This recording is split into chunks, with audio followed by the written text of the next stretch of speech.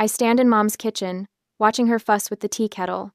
Sunlight streams through the gauzy curtains, catching dust motes that dance in the air like tiny memories. This room hasn't changed since I was 10. Same yellow wallpaper, same cookie jar shaped like a plump hen. Maya, I really appreciate you coming over, Mom says, patting my arm. Her silver-streaked hair is pulled into a neat bun, librarian proper even in retirement.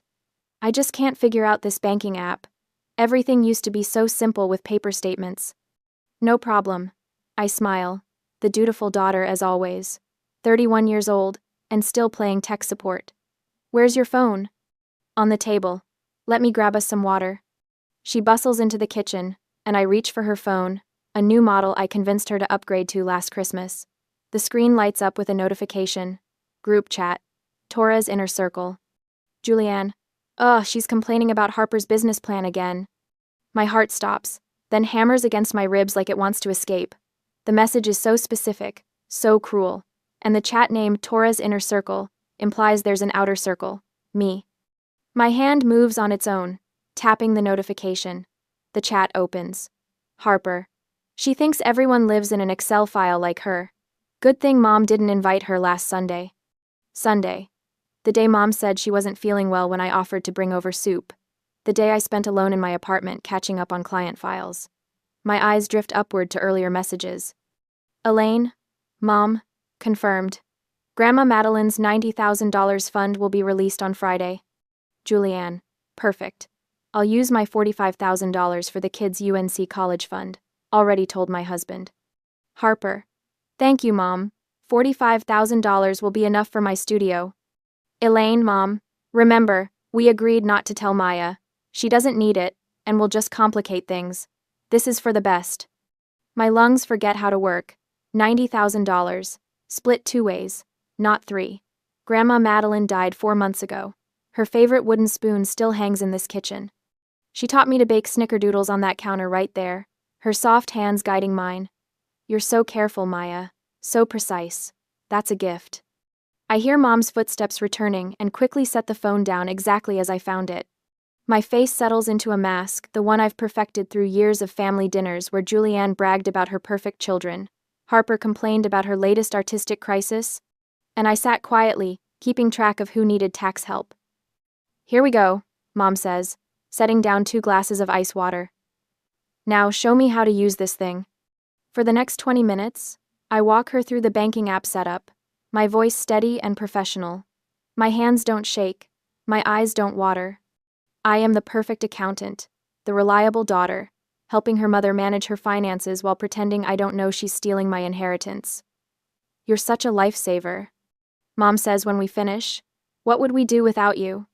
I wonder, I reply, my voice carrying just enough edge that her smile falters. But she doesn't notice. Not really. She never has. Later, I grip my steering wheel so tight my knuckles blanch white against the black leather. Rain starts to patter against the windshield, matching the rhythm of thoughts pounding in my head. What would they do without me? The memory surfaces like a bubble breaking through water. Me at 16, hunched over the dining table surrounded by tax forms while Dad paced behind me. That's our reliable girl, he'd said, clapping me on the shoulder as I finished their taxes. What would we do without you? Outside the window, Julianne and Harper had been climbing into Mom's station wagon, laughing as they headed to the mall. I'd wanted to go too, but someone had to fix the mess Dad had made of their finances. The reliable one, the responsible one, the useful one, never the loved one. I park outside my apartment building but can't summon the energy to exit the car. The realization settles over me like concrete hardening. They never loved me. They loved my function. I think of all the nights I spent organizing Harper's chaotic business records, all the hours explaining college savings plans to Julianne, all the weekends installing software on Dad's computer while he watched golf, and all the times I swallowed my opinions, my desires, my needs, because I was the practical one. The one who didn't need emotional support or inclusion because I had my sensible career and my sensible apartment and my sensible life. When I finally make it inside, my apartment feels different. Smaller. The sleek furniture and minimalist decor that once seemed so adult now look like a hotel room, a place for passing through, not living. My gaze catches on the expensive camera equipment in the corner. The Nikon D850 with specialized lenses. The lighting kit. The props. That silly hobby, Mom calls it. Such an expensive distraction, Julianne says. So technical, not really art, Harper sniffs. The one thing I've done for myself. The passion I've pursued despite their dismissal. I cross the room and pick up the camera. The weight feels solid in my hands, unlike everything else in my life that has just evaporated into lies. Something shifts inside me.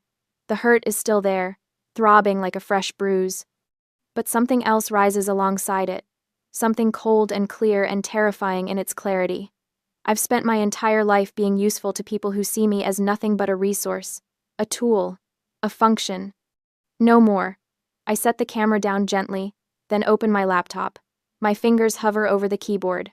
For a moment, my first instinct kicks in to fix this, to organize it, to make it all tidy and proper. Instead, I open a new document and type 3 words. The inner circle. And beneath it, I begin to make a list. The blue glow of my laptop screen illuminates my face at 2 a.m. My apartment feels too quiet, like it's holding its breath along with me. I haven't slept since leaving Mom's house, since discovering I'm not part of their inner circle. My hands hover above the keyboard, trembling slightly. Data doesn't lie. That's what I've built my career on. I type in the password to our family cloud storage, the one I created years ago, the one I pay for monthly so Julianne could store her kids' school photos and Harper could back up her artistic portfolio. The login screen blinks, then opens to the familiar folder structure. You can organize our digital lives anytime, Maya, Mom had said, patting my shoulder when I set it up. What would we do without you? I navigate through the main directories until I spot an unfamiliar folder. Trust, Docs. My pulse quickens. Of course they'd use Grandma Madeline's initial rather than spelling it out. They didn't want me to find it during my regular maintenance of their files. Inside sit 2 documents. The first, Harper, Studio, Plan, PDF. The second, Madeline, Torres, Trust, PDF. I open Harper's plan first. It's exactly what I expected, disorganized, full of grammatical errors, with wildly optimistic financial projections. A photography studio, with no business model beyond, I'll take pictures of whatever inspires me. No market research, no competitive analysis. Just aspirational Pinterest boards and a budget that makes no accounting sense. My fingers twitch toward Excel. I could fix this. I could create a proper business plan, adjust the numbers to something workable, create a framework that might actually succeed. It would take me maybe 3 hours. My hand hovers over the mouse. No. I close the file without changing a thing. The second document opens with the formal heading, Last Will and Testament of Madeline Eleanor Torres. I scan through the legalese, my CPA training, making quick work of the dense paragraphs. Then I find it, on page 7, section 4.2. The sum of $90,000, to be given to my daughter, Elaine Torres, to be distributed for the benefit of her daughters, as she sees fit. As she sees fit. 4 innocuous words that give my mother complete discretion. Legally, she can do whatever she wants with the money. Morally, she's stealing from me.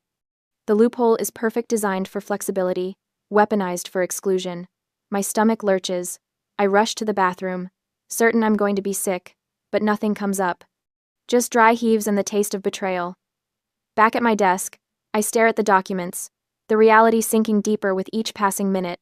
The money will be dispersed this Friday.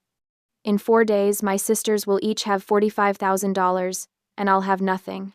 Not the money which stings, but nothing of what I thought was my place in this family. I reach for my phone and dial the only person who might understand the legal and emotional mess I'm facing. Maya? Mark's voice is thick with sleep. It's nearly 3 in the morning. What's wrong? Mark, hypothetical. My voice sounds strange, detached. If a trustee of a discretionary fund decides to exclude one beneficiary based on the assumption they don't need the money, what's the recourse? A pause. That's not a hypothetical, is it? No. Mark sighs, and I hear rustling as he sits up in bed. The as trustee sees fit language gives a lot of latitude. But if there's evidence of bad faith or prejudice in the decision-making, Maya, You need a lawyer. Today. I hang up after promising to call his attorney friend in the morning. Then I stare at my phone, thumbs hovering over the keyboard. I type out a carefully worded email to my mother.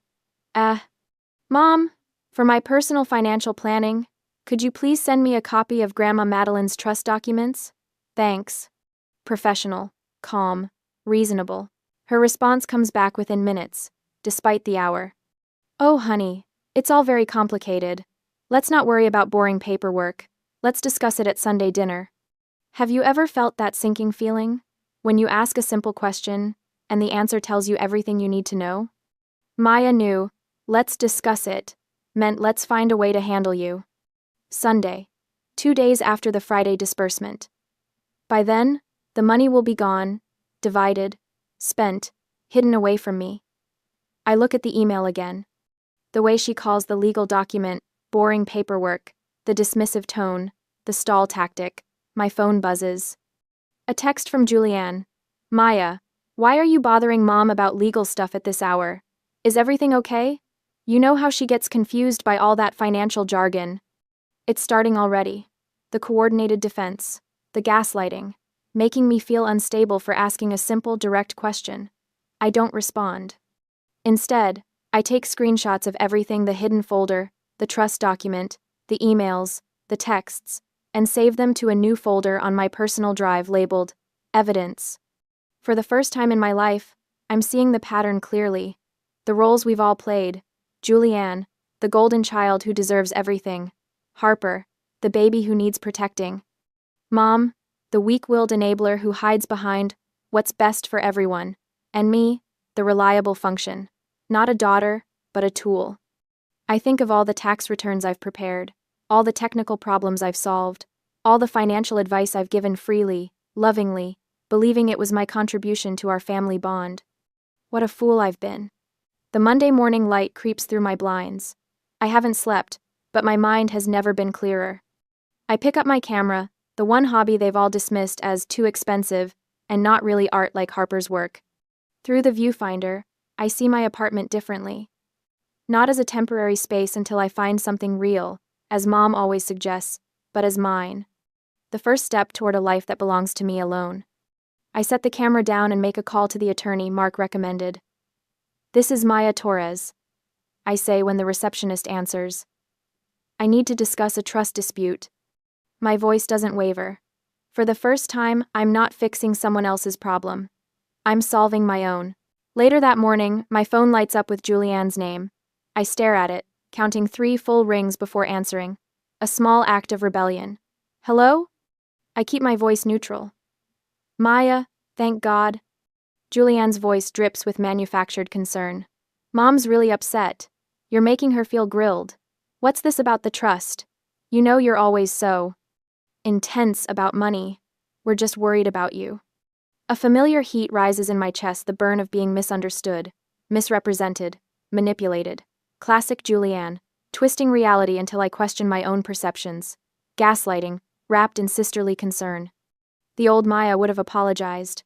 The old Maya would have backpedaled, desperate to smooth things over. I take a slow breath. Julianne, I'm simply requesting a financial document. It's not intense. It's standard practice. Please have Mom send it. Silence crackles through the connection. I can almost see her face, the widened eyes, the slight parting of lips. She expected me to fold like a cheap lawn chair. Well, that's not. She stumbles over her words, then snaps. Whatever, Maya, and hangs up. I set my phone down, surprised by the steadiness of my hands. A strange calm settles over me, like the quiet after a thunderstorm. Later that evening, I type out a message to the family group chat, not the inner circle. Of course, but the one where I'm included. Family dinner tomorrow at 6? I have some important financial news to discuss. I know exactly what I'm doing. They can't resist those magic words, important financial news. In their world, it might mean tax loopholes or investment opportunities. Something they can extract from me. Tomorrow arrives with unseasonable heat, thick and oppressive. I park in front of my parents' brick colonial, the house where I learned to be useful instead of loved.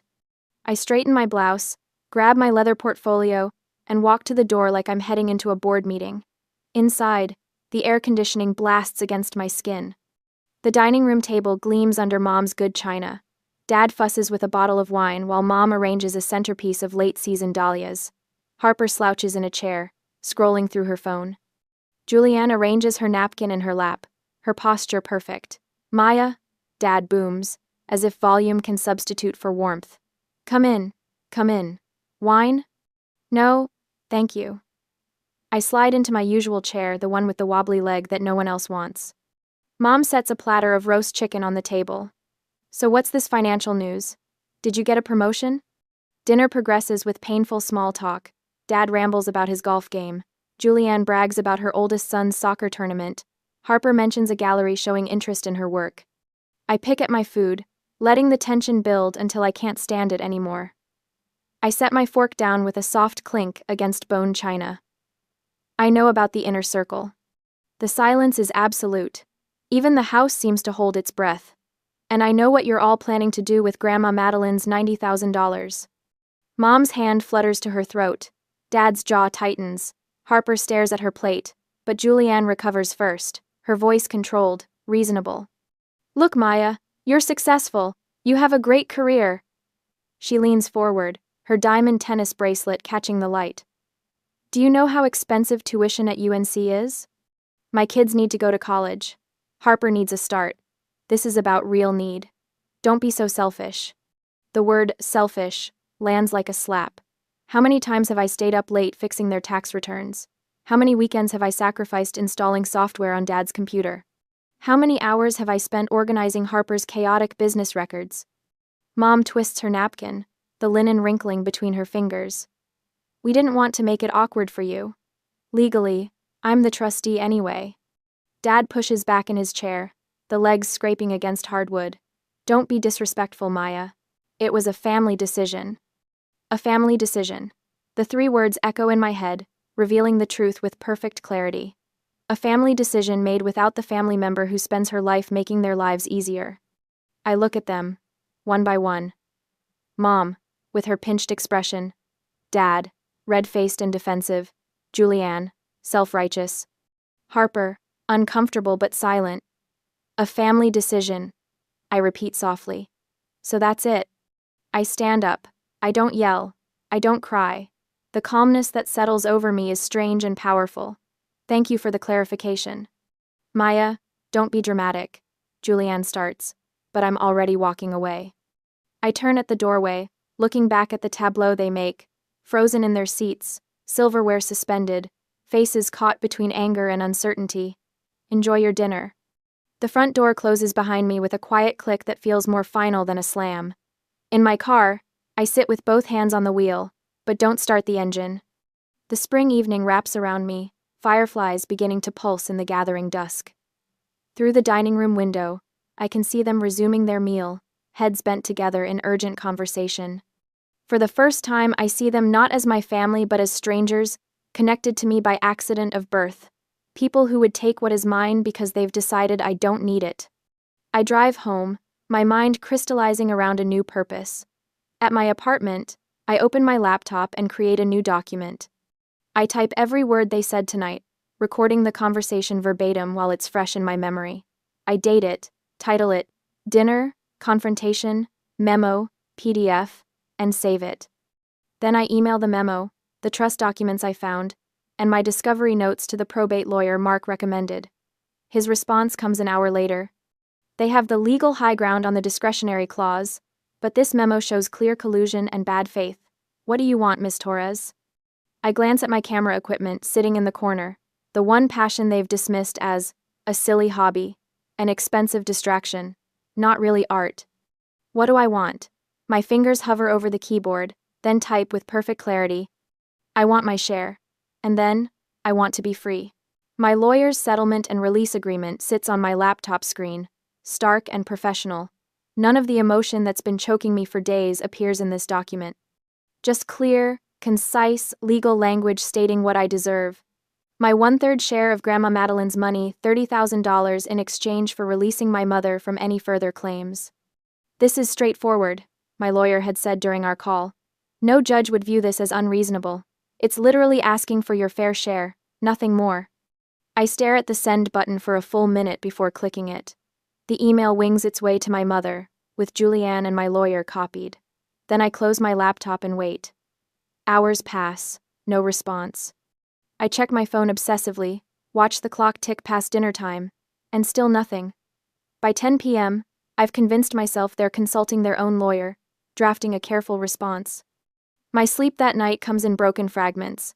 The notification ping startles me awake at 6:17 a.m. Thursday. I grab my phone, expecting an email, but it's Instagram instead. Harper has posted. My thumb hovers over the notification, a knot forming in my stomach. The image fills my screen. Harper, her eyes red-rimmed, one perfect tear sliding down her cheek. The calculated vulnerability in the photo hits me like a slap. So heartbroken. Her caption reads, "I'm trying to follow my dream and start my own business, but my own sister is trying to take my funding away. Some people just value money more than family." My hands shake as I read it again. The comment section already has sympathetic replies from her friends, people I've known since childhood offering support, expressing shock at my apparent cruelty. Before I can process this public ambush, my phone buzzes with a text, then another, and another. Aunt Deborah. Maya, what's this about you bullying Harper? Uncle Tom. Disappointed to hear you're causing trouble for your sisters. Cousin Rachel. Family should come first. I thought your parents raised you better. The avalanche continues. By 7 a.m., my phone has become a portal to a world where I'm suddenly the villain in a story I didn't write. I don't reply to any of them. Instead, I take screenshots of every post and text, saving them to a folder I label Public, Smear, Campaign. Then I forward the entire collection to my lawyer with a single line. They're responding this way instead of addressing the legal document. Her reply comes 10 minutes later. This changes things. Stand by. I force myself to shower and dress for work. As I'm drinking my coffee, trying to steady my nerves for the day ahead, my father calls. I almost don't answer, but some residual sense of obligation makes me pick up. Maya. His voice booms immediately, not bothering with a greeting. I can't get into my retirement account. You changed the password, didn't you? You're locking us out. This is childish. The accusation is so unexpected that I laugh a short, humorless sound. Dad, I haven't touched your accounts in 6 months. I open my laptop and pull up my password manager. The password is the same one I set for you 2 years ago. Robert Golf, 1960. I hear keyboard clicks through the phone, followed by a long silence. Oh, he finally says. It worked. He hangs up without thanking me. I stare at the phone, a strange calm settling over me. This single interaction crystallizes everything about our relationship.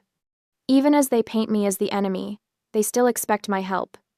Even as they exclude me from their inner circle, they depend on my functional role in their lives. My email pings. It's a group message from Julianne to our extended family, blind copying me, a rookie mistake that shows how little she understands about email. We are so worried about Maya. She writes. She's threatening our mother over money. She's not herself. I forward this to my lawyer too. By now, I've stopped feeling the sting of betrayal. I'm watching their panic with the detached interest of an accountant reviewing a client's mistaken calculations. They're revealing something profound. They assume I'll use my functional power to hurt them, because that's exactly what they would do. 20 minutes later, my lawyer calls. I've just sent an email to your mother and her newly retained counsel. She says, sounding pleased. I thought you might want to know exactly what it says. She reads it to me, and I feel the corner of my mouth twitch upward. My client offered a simple, fair settlement, the email states. In response, your clients have initiated a coordinated public smear campaign. See attached. My client will no longer be accepting $30,000. The new offer is $35,000 covering her share plus legal fees and damages for defamation. You have 24 hours to accept, or we will see you in probate court to formally contest the entire distribution based on trustee bad faith. Your choice. I sit there, phone pressed to my ear, stunned by how precisely this email captures what I couldn't articulate, that their response has only strengthened my position. Their panic has exposed the truth they know they're wrong. Is that acceptable to you? My lawyer asks when I don't immediately respond. Yes, I say, and something shifts inside me. Actually, it's perfect. She chuckles. Their lawyer will advise them to take this deal immediately. The social media campaign was a serious miscalculation. In trying to pressure you emotionally, they've created documented evidence of coordinated harassment. After we hang up, I sit at my kitchen table, a strange lightness in my chest. For the first time since discovering the inner circle chat, I feel something beyond betrayal or anger. I feel powerful. My phone rings again. It's Julianne. I decline the call and send her a text. All communication through lawyers now, please. She types back immediately. Maya, don't be like this. We're family. The word that once would have made me fold now bounces off me. I don't respond. Harper posts again, this time in her Instagram stories. Dealing with a toxic family member is so hard. You try to protect them from their own worst impulses, and they lash out. I screenshot it for my growing file but feel nothing. The online performance that was meant to wound me now seems pathetically transparent. When my phone rings a third time, it's my mother. I let it go to voicemail, then listen to her message. Maya, honey. Her voice wavers. This has all gotten so out of hand. Can't we just talk? Person to person? Mother to daughter? The old Maya would have melted at this appeal. The new Maya forwards the voicemail to her lawyer with a simple note. For your information, attempted direct contact despite legal representation. By 5 p.m., I receive an email from my lawyer with settlement confirmed in the subject line. My mother's lawyer has agreed to the $35,000 payment, to be wired on Friday, the same day the trust fund will be dispersed. Congratulations. My lawyer writes. They folded quite predictably once they realized their emotional tactics had backfired. The agreement will arrive for your signature tomorrow. I close my laptop and walk to the window of my apartment. Across the street, a young couple laughs as they walk their dog. A postal worker delivers mail. Cars pass. The ordinary world continues, unaware that mine has transformed. I pick up my camera, the expensive one my family dismissed as a silly hobby, and feel its weight in my hands. Through the viewfinder, I frame a shot of the evening light, casting long shadows across my living room floor. Light and shadow, clarity and darkness, the contrasts that make a composition powerful. I understand now what I couldn't see before. My family never valued me, only what I could do for them. But in trying to exclude me, they've accidentally set me free. On Friday morning, my phone buzzes on the kitchen counter. Mom's name flashes on the screen, bypassing the lawyer barrier we'd established. For a moment, I consider letting it go to voicemail, but something tells me I need to hear this. One final attempt. Hello? I answer, my voice neutral, professional. Maya. Mom's voice breaks immediately. She's crying, hard sobs that would have once sent me rushing to fix whatever was wrong. Honey, please, you're tearing this family apart, over money. Is that really what you want? I say nothing, just wait, as the silence stretches between us. Your grandmother would be so ashamed of you.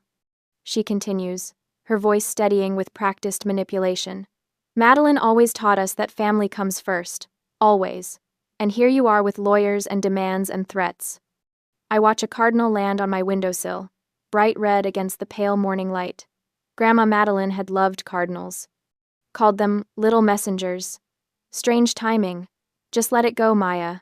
Please. Be the bigger person here. That's what you've always done. That's who you are. There it is. The line that has ruled my life. Be the bigger person. Translation. Swallow your needs. Ignore the unfairness. Maintain the peace at your own expense. The ultimate test. My throat tightens, but not with the usual guilt or obligation. Something else rises in me, clear and cool as spring water. Mom, I say quietly, you tore this family apart. You did it in secret, in the inner circle. I'm just sending the bill for my exit. Maya, that's not fair. This isn't a discussion for you and me anymore. Please talk to my lawyer. Don't you dare hang up on me.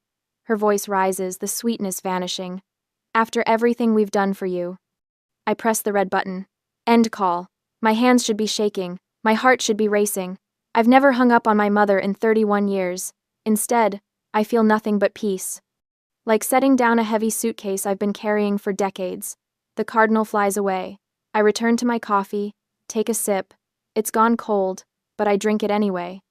20 minutes later, my phone rings. This time, it's my lawyer. Miss Torres. They've accepted the terms. $35,000. To be wired on today when the trust is dispersed. They're asking for a full release of claims. That's what we offered. I reply. Yes. She sounds slightly surprised. It appears your mother's lawyer convinced them this was the least damaging option. Do you want to proceed? Yes. I'll prepare the paperwork immediately. 3 hours. I go to work. I file tax extensions for clients. I eat lunch with Mark, who asks if I'm okay. I'm fine, I tell him.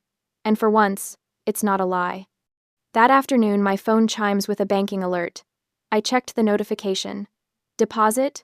$35,000. Wire transfer. The money that was kept from me, that would have been secretly divided between my sisters without me ever knowing, now sits in my account. Not just the $30,000 I was owed, but an extra $5,000 for their attempt to smear my name. I look at the number for a long moment. $35,000. Enough for Harper to start her studio with money left over. Enough for a significant chunk of Julianne's kids' college funds. And for me? Freedom. I open my laptop and begin to type. To Elaine, Robert, Julianne, Harper. Subject: Formal disengagement of pro bono services. This email confirms receipt of the $35,000 settlement regarding the Madeline Torres Trust. As of this date, I am formally disengaging as your pro bono accountant and technical advisor. I pause, considering my next words carefully. This isn't about revenge. This is about setting boundaries. This is about finally charging for services I've provided free for decades. For Robert, your retirement account login is RobertGolf1960. Please contact Vanguard for all future support. For Julianne, your children's education grant, FAFSA applications are due March 1st. I recommend contacting the UNC Financial Aid Office directly. For Harper, your quarterly estimated tax payments, Form 1040 ES, are due January 15th. Please note that your $45,000 capital injection is taxable income unless structured as a formal loan. I highly recommend you retain a professional CPA immediately. Failure to file can result in significant IRS penalties and interest. Please remove me from all family data plans and shared accounts within 48 hours. My finger hovers over the send button. I read through the email again. Cold, professional, terrifying in its helpfulness. The natural consequences of losing their free family resource are spelled out with perfect clarity. I hit send. Within minutes, my phone explodes. Text messages from all of them. Calls from Dad, then Julianne, then Harper. I silence each one, turn off notifications. I don't need to hear their panic or their anger or their sudden realization of what they've lost. I stand and walk to my window, looking out at the city below. People rushing about their Friday afternoon, unaware that my life has just been cleaved into before and after. Behind me, silenced, my family is discovering what it means to no longer have access to Maya Torres, CPA. They are learning what happens when the person you've used as a resource decides to step away. It's not my responsibility anymore. Their finances, their passwords, their tax problems, their confusion about forms and deadlines and consequences. For the first time, I feel the weight of it, everything I've carried for them. The hours spent fixing Robert's investment mistakes. The weekends lost to sorting through Harper's chaotic receipts. The endless patient explanations to Julianne about college savings plans while she checked her phone and half listened. All the times I swallowed my own needs because I was the practical one, the reliable one, the one who didn't need emotional support or inclusion because I had my sensible career and my sensible apartment and my sensible life. I pick up my camera from its shelf. The weight feels right in my hands. I adjust the aperture, focus the lens on the city beyond my window. Click. The sound is satisfying, definitive. This moment. This is the real inheritance from Grandma Madeline. Not the money, but the freedom. The permission to finally put myself first. To step out of the shadows of usefulness and into the light of my own life. I turn away from the window and begin researching commercial rents in downtown Raleigh. Photography studios. Business licenses. Website domains. $35,000. The seed money they said I didn't need. The inheritance they tried to steal. Now it will become the foundation of something entirely mine. My phone buzzes again. Elaine calling. I decline without hesitation. The inner circle is now a closed loop, spinning in confusion without their center. Without me. And I am exactly where I need to be. Free. Sunlight streams through floor-to-ceiling windows, casting golden patterns across polished hardwood floors. I adjust the aperture on my camera, framing the shot of my new photography studio in downtown Raleigh. 1 year since the family implosion, and here I stand, owner of Maya Torres Photography. The $35,000 settlement money they said I didn't need now surrounds me in gleaming equipment, professional lighting, and a space that breathes possibility. Funny how money works when it funds your dreams instead of others' expectations. This calls for a toast, Mark announces, appearing beside me with 2 champagne flutes. His tie is loosened after a day at the accounting firm, the life I left behind. To new beginnings, I say, accepting the glass. And to this incredible space. Mark whistles, looking around. Light years better than that soul-sucking cubicle at Pritchard & Sons. But seriously, Maya, he gestures to the elegant reception area with its carefully arranged portfolios. Are you sure you can handle the books for this place? Entrepreneurship is a whole different ballgame. The question would have worried me a year ago. Now I laugh. A sound so genuine it surprises even me. I think I've got it covered. I tap my laptop where my meticulously organized spreadsheets live. Turns out, my accounting skills work even better when I'm the one benefiting from them. Mark clinks his glass against mine. 2 skills well applied, then. I walk him toward a wall display featuring my latest corporate headshot series. CEOs and executives who once intimidated me now pay premium rates for my eye, my perspective. The irony doesn't escape me, they value what my family dismissed as a hobby. Did I tell you? Mark asks, pausing at the threshold. I saw your feature in Raleigh today. 40 under 40 is no small accomplishment. Pride warms my chest. Last year's recognition hadn't come for tax expertise or financial wizardry, but for building a thriving creative enterprise from scratch. For living authentically. Thanks for believing in me when I barely believed in myself, I tell him. After Mark leaves, I spot Amber, my assistant, frowning at her phone. She's 24, talented, with the same hunger for photography I had at her age. Everything okay? I ask. She sighs. My dad, another lecture about getting a real job with benefits, says I'm wasting my time with artsy stuff. Her fingers make frustrated air quotes. The words strike a chord so familiar it vibrates through my bones. I set down my camera and face her directly. Amber, listen to me.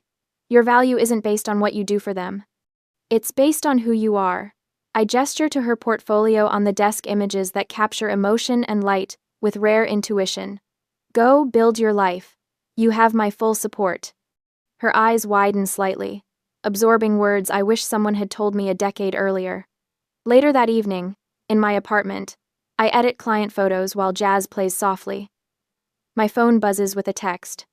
I glance down and the familiar name freezes my fingers above the keyboard. Mom. Hi, honey. It's been a year. I miss you. Can we please talk? A year ago, this message would have unleashed a hurricane inside me. Now I feel oddly calm as I read it. The wound has scarred over, not gone, but no longer bleeding. I consider my reply carefully, typing and deleting several versions before settling on the truth. I'm glad you reached out. I've forgiven you all for my own peace. But I'm not interested in reopening that door. I truly wish you well. I switch the phone to silent and return to my editing. The photograph on my screen shows a young entrepreneur standing confidently in front of her new store. I adjust the light balance, bringing warmth to her expression, clarity to her surroundings. For the first time in my life, I feel completely at peace. My family punished me for my success but ridiculed my passion. They took my inheritance because they decided I didn't need it. They were right. I didn't need the $30,000. But I also realized I didn't need them. What I needed was right here, all along, the courage to become myself.